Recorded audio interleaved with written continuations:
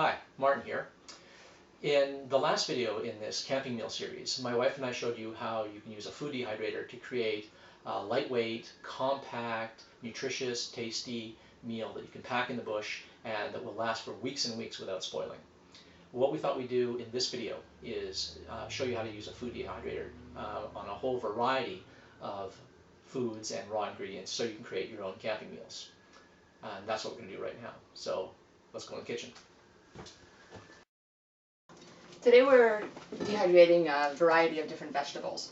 I use dehydrated vegetables for many different camp meals, and I'll go into greater detail on how I use them for the various meals in a future video.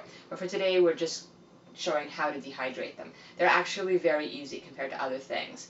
I have some frozen vegetables here, some frozen corn, and a frozen mixed vegetable. And these you basically just throw on the sheet and they'll dehydrate perfectly. There's no preparation for them. When you're dehydrating fresh vegetables, the only thing you want to make sure of is that you cut the pieces into as uniform pieces as you can.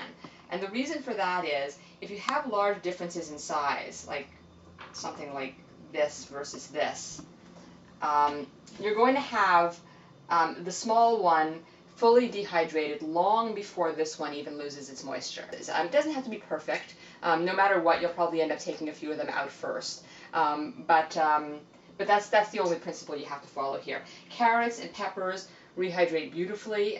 Not every vegetable does, but these two do. Other vegetables that you might feel like dehydrating that I don't dehydrate are mushrooms and onions. And the reason for that is I just find them too easy to buy in bulk. They're inexpensive and they're easy to get a hold of. And I just don't see any point in dehydrating those. Onions also, if you dehydrate them yourself, will make your entire house smell like onion for hours and hours and hours. And really, they're very inexpensive and perfectly done when you buy them in the store, in the spice section, or at the bulk store. Another vegetable that I don't bother dehydrating is mashed potatoes. I use mashed potatoes in a lot of my meals, and you can get that, again, it's very inexpensive and very easy to find at any grocery store.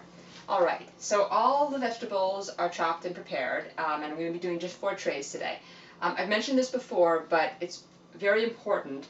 When you're dehydrating multiple things, make sure they're all of a type, in this case vegetables. If we were to do a fruit leather with this right now, the vegetables would taste like fruit, the fruit would taste like vegetables. If we were to add something that was meat-based, the whole thing would be disgusting. So if you're doing different things, make sure you don't mind the idea that the flavors will be together. So you might feel okay doing a rice with this, because you won't mind that your rice might have a little bit of a vegetable taste. That would be good. So just keep that in mind when you're dehydrating. Alright, so we're about to put them on the trays. This is Nesco American Harvest Food Dehydrator. I've mentioned this before. And it comes with this style of tray. It comes with 4 of them. You can't use this tray for any of these vegetables because even now, the largest pieces will fall through the holes. But by the time these items are dehydrated, they'll be even smaller, and they'll all just fall through.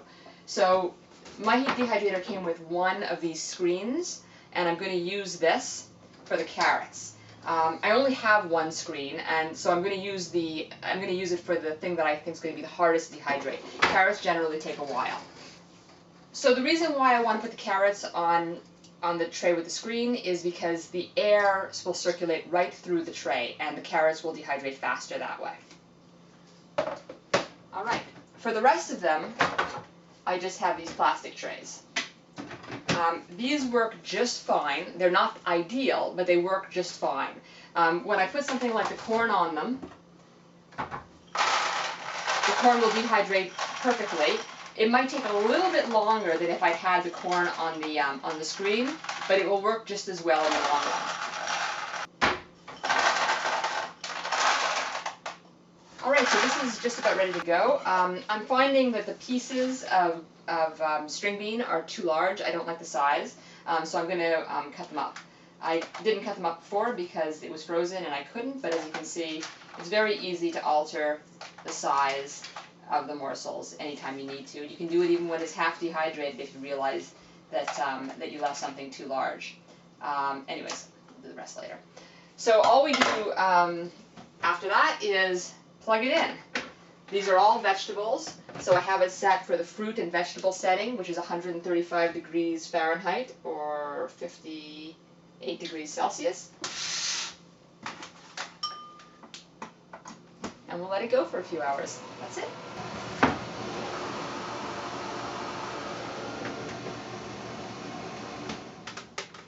All right, they're finished.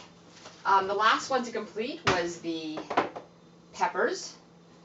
The carrots were first, possibly because they had the screen under them to start, and they took about 8 hours. And the corn was next, maybe a half hour later, and then the mixed vegetables shortly after that. And the peppers took probably 10 hours altogether. They were the longest by far. So here's all the vegetables that we dehydrated, and as you can see, it has the volume of less than one of the bowls of vegetables that we started with. It's very, very light. Now, I packaged it this way for my freezer, not to take into the bush this way. I don't take all of my vegetables into the bush for every camping trip because I don't need them all. So when I go on a camping trip, I package my individual meals separately. And what I would do in the case of, say, a ramen noodle salad for lunch, where I use a variety of different vegetables, is I would take a tablespoon of the corn, a tablespoon of the peppers, a tablespoon of the carrots, and maybe a tablespoon of onions, and I would put that all together in a bag, and that would go into the meal preparation. Anyways, that's it. This is going into the freezer now. Hi. Ground beef is a staple of camping cuisine. There are a multitude of things you can use it for. Basically, only your imagination will stop you. We use it for 3 or 4 main meals. I make a kind of a camping shepherd's pie with it. We make a beef stroganoff with ground beef. We make a kind of a jumped up craft dinner with vegetables and ground beef. We make a couscous dish with ground beef, and all of this I'll show in a later video. But today I'm just going to show how you process the ground beef for preparation so you can have it to make all of those things when you're in the bush. What you start with is extra lean ground beef. You want it to have as little fat as possible because eventually all fat does go rancid. So you want to start with a low-fat cut, and then you want to process it to try and get rid of some of that fat later on. If you do it right, it will last for weeks and months in the bush and for a year or 2 in your freezer. And you'll never get any freezer burn taste because once it's dried, you never have any problem with the water in the meat going off. So it's actually a really good way to keep the flavor in there. So I'm just going to add it to the pot without any butter or anything. Break it up, and we'll come back in a bit. Alright, so the ground beef is almost cooked. What you're looking for is for the meat to be completely broken up into the smallest little ground beef bits that you can. No chunks at all, no clumps. And you want all of those little bits to be cooked brown. You don't want to see any pink at all. It's very important when dehydrating any foods that the morsel sizes be small, because the food both dehydrates and rehydrates better if it's dehydrated that way. But with meat, it's especially important. When you rehydrate meats that are chunky, they turn out chewy and rubbery. The smaller the bite size, the bit sizes really, that you can get when you chop it up before you put it in the dehydrator, not only the better does it dehydrates faster, and that's probably why it rehydrates better, because it isn't cooking crisp in the dehydrator, it's just drying out. So get tiny little bits, no chunks at all, cook it brown, make sure there's no pink at all, break it up well, and then after that we're going to strain and rinse it and prepare for the dehydrator. So I'm just taking my ground beef now and letting the fat drain out, putting it into my strainer. Try and remove as much of the fat as possible this way, and then we're going to try and rinse off the rest. So now all I'm going to do is pour hot water over the meat, which is very hot, And we're just rinsing away all that extra fat. You just see it pouring out. And then when you touch the meat, it won't feel very greasy anymore after you've done this. You can do this a couple of times, 2 or 3 times. Depends on how careful you want to be. Alright, so I have the ground beef spread on the fruit leather tray. As you spread it out thin. You don't want it a thick layer or it'll take forever to dehydrate and become almost cooked. You don't want that. Make sure that there are no thick clumps. If you see one, break it up with a spoon and you're good to go. So put your trays on, plug it in, cover it up, and leave it alone for 8 to 10 hours. Oh, and the setting should be the meat setting, so 155 degrees Fahrenheit, so that it dehydrates quickly. That's it.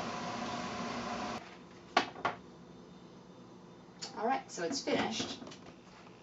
It's taken 10 hours, and it's completely dry now. It has a hard, crumbly consistency. If you break it in your fingers, it just crumbles. There's no moisture left in it at all. And now I just have to bag it. We started with 3 pounds of ground beef, and it now has about the volume of 1 pound and about the weight of ½ pound. But what's most important is that it's completely dry and will not spoil, even unrefrigerated. So you can take this ground beef into the bush, and all you have to do is add water to it, a little bit of water to it, and it will rehydrate and be exactly like the ground beef we cooked. When you're doing a chili, it's pretty much exactly like when we did a spaghetti sauce earlier. You want to keep the morsel sizes small. You want to keep the fat content low, so you can use a little bit of oil to stir fry your onions and celery and garlic, and you can use extra lean ground beef, but just make sure that it's not too fatty. And if you buy cans from the store, make sure the fat content isn't too high. The main thing that I do differently is, as much as I like having chili with kidney beans when I'm at home, I don't like the way kidney beans dehydrate in the bush. They rehydrate in the bush, sorry. When they rehydrate, they tend to come apart, and you get a chili that has more of the consistency of chili with refried beans. It's kind of mushy, and I prefer to have the texture of the bean in my food. So what I've taken to doing is I make the chili sauce without any beans at all, and then I dehydrate that. But when I go into the bush, I take dried lentils as well. And then I soak the lentils, and then add the soaked lentils to the mixture of the rehydrating sauce, and then I cook it all up, and it cooks in about 15 to 20 minutes. And it's really good, and it has the right consistency, and I think it turns out about as well as you can have chili in the bush. I've just made a pot of rice, and I'm going to dehydrate it. I've got the chili dehydrating right now, but when we're on a camping trip, we have brown rice with our chili. I like brown rice better than white when I'm at home, and I like to eat the same way as much as possible when I'm camping as I do when I'm at home. But brown rice takes 40 minutes to an hour to cook, and that's just too long on a camping stove or even on a wood stove. So all I've done is I boiled it up. I boil it to slightly less cooked than I would normally have it if I were preparing it to eat tonight. And that's because once we're on a camping trip, we're going to put it in water to rehydrate, and then we're going to cook it for a little while, so it's going to become a bit softer. And because I already have the dehydrator in use right now with the chili, and we're going on a camping trip in a couple of days, I've decided to dehydrate this in the oven. This is also good if you don't have a dehydrator. You can use the oven at its lowest temperature settings to dehydrate anything you want. It's the old-fashioned way of doing it. It's a little bit more difficult, but not very much. So all I've done is I've spread the rice on this cookie sheet, and I'm just going to pop it in the oven, and that's all there is to that.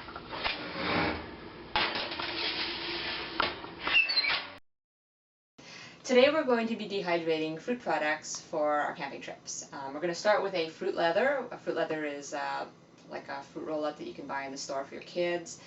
It's a delicious, sweet snack, healthy, that you can have in between meals when you're in the bush and at night. I'm going to make it with bananas, frozen strawberries, and applesauce. There's no reason why you can't use fresh strawberries for this. I've done it that way every time before, but it's just not that time of year right now, so I'm using these, which should work just as well. A jar of applesauce. The reason why I use apple in this is because you want a fruit, a significant quantity of a fruit that has pectin in it for your fruit roll-up, otherwise it does not have the right consistency. So it doesn't have to be apples, just find any fruit that has some pectin and make it a significant part of your fruit roll-ups. I'm also going to be dehydrating blueberries. I use blueberries mainly for pancakes. I love to have blueberry walnut pancakes when I'm camping, so I'm going to be dehydrating a whole package of these. You can buy pre-dehydrated blueberries at the bulk barn or at any bulk store. And they're fine. They rehydrate well. But I've stopped doing that because they are astronomically expensive. It's like you're buying gold when you buy blueberries that way. So just buy a package of frozen blueberries and dehydrate them. Don't use fresh for this. I have heard that people have difficulty with dehydrating fresh blueberries, that they just don't dehydrate. They just sit there forever looking plump. I'm also going to dehydrate fruit medley, and the reason why I'm doing this one is because I like to have it with my breakfast. You can put it on top of your granola, you can mix it into your porridge in the morning when you're camping, or you can make it a part of a dessert at night, and which is really nice to have. And finally, I'm going to do another jar of applesauce on its own, and again, this is just for a snack. When you're in the bush, it rehydrates up exactly like applesauce. So you can have it on its own, or you can mix it with some of the rehydrated fruits, and it makes an excellent dessert. So I'm going to start pureeing the fruit roll-ups right now. Alright, so I've got a whole jar of applesauce in here, and most of this package of strawberries. I might put the rest in, I'm not sure yet. And now I'm going to put in a banana or two, and we're just going to puree it up. I think 2. Okay, I think I will toss in the rest of those. There we go. It's all in there, 2 bananas, and we're going to puree it. Oops.